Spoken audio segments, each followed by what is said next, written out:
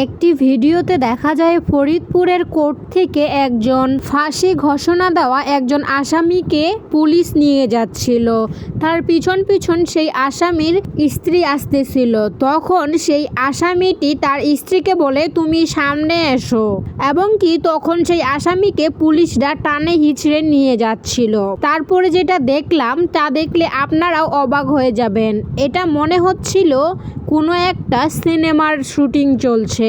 আসামির সামনে যখন আসামির স্ত্রী আসে, তখন আসামির সাথে তার স্ত্রীর কাছাকাছি পুলিশরা আসতে দিচ্ছিল না, কিন্তু আসামিটি পুলিশদেরকে ধমক দিয়ে তার স্ত্রীর কাছে টানে হিচড়ে গিয়ে তার স্ত্রীকে জড়িয়ে ধরে কান্না করে। এটা দেখলেই বোঝা যায় আসলে স্বামী স্ত্রীর মহব্বতটা কত বেশি। আসামি বুঝে গিয়েছিল তার স্ত্রীকে সে আর কখনোই জড়িয়ে ধরতে পারবে না, কখনোই আর আদর করতে পারবে না। এই জন্য সে পুলিশের সাথে যাওয়ার আগে তার স্ত্রীকে শেষবারের মতো একবার জড়িয়ে ধরে।